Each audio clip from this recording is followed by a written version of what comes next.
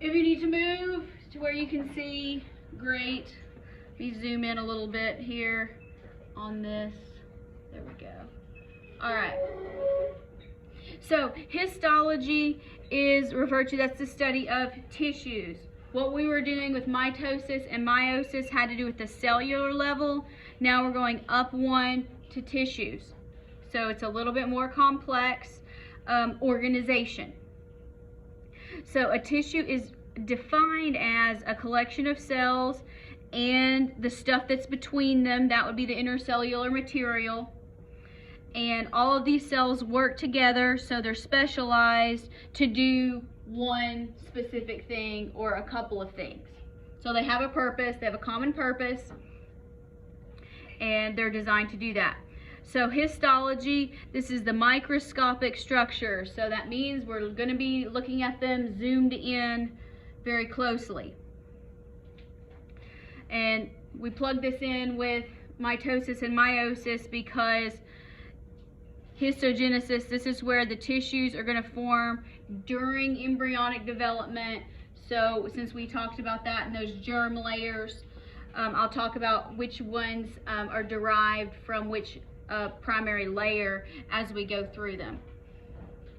We're going to talk about 4 basic categories: epithelium, connective tissue, muscle tissue, and nervous tissue. I should be able to get through epithelium and connective tissues today, and then muscle and nerves will be a little bit later. So what is epithelial tissue? Epithelial is like the top. So it's going to be like the outer surfaces of the body, so that would be your skin. And then all of the passages that lead to the exterior. So that would be like inside your mouth, all the way through the inside of your GI tract, the inside of your respiratory tract, so inside the lungs. So it's gonna, oh yeah, the urinary tract, the genital system, the glands, that would be sweat glands. There's epithelium that connects in there. And then within the body, in the closed cavities, so pretty much each one of the organs is wrapped in a little lining of connective tissue and endothelium. Now, because it's usually covering a surface, these cells are very tightly joined together. They are right up on each other. So when you look at them on a microscope, they're not spread apart. They're real close together. Classified as desmosomes and tight junctions. You probably talk about that in lecture maybe. But so they cover things and they line things. So they need to be real close together so that they can control what enters and leaves the body, whether that's air, sweat, food, waste. Depending on which epithelial tissue we're looking at, it can come from any one of the germ layers. So if we're talking about the innermost on an embryo, the endoderm, it's going to be the linings of the digestive tract, because that's the very inside of your body. While on the very outside, the ectoderm, that would be epithelium. It comes from the skin. So it does kind of go together. When we're talking about epithelial tissue, there are some specific vocabulary that go along with it. So I'm going to give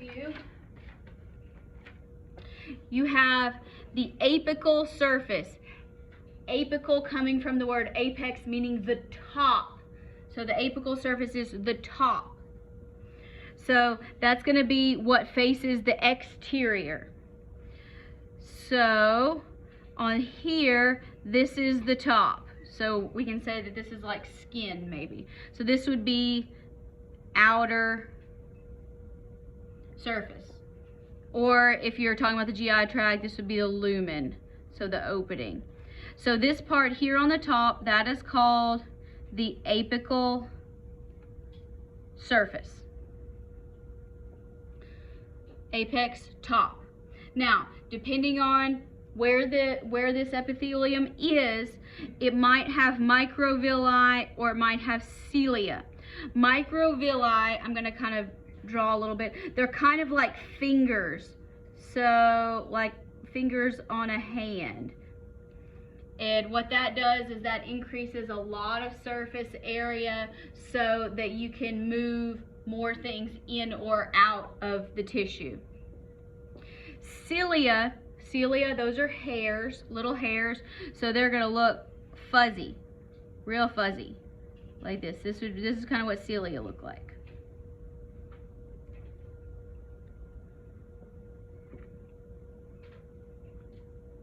And they have a special function too that I'll talk about shortly.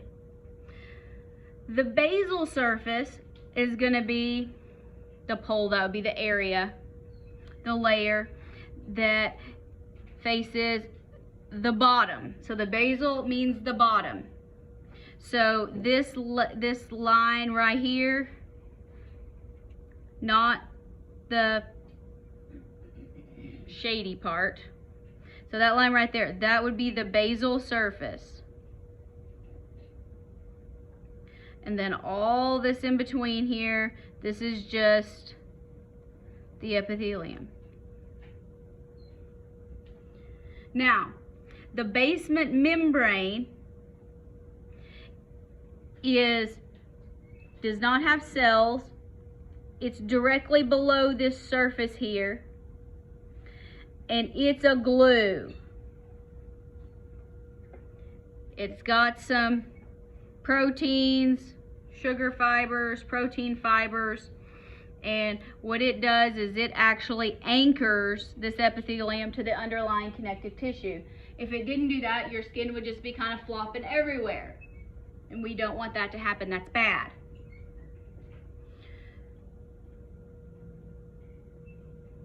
So this little part down here that's got the lines, that's going to be the connective tissue. So between the two of these, the basal surface and this connective tissue, is the basement membrane. So you've got a basement membrane.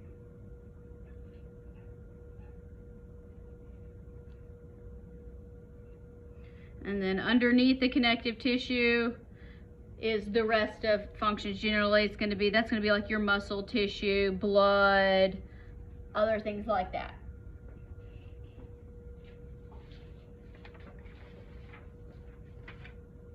So that is kind of the general layout of a cross section of epithelial tissue. So this is general. Let's get a little bit more specific.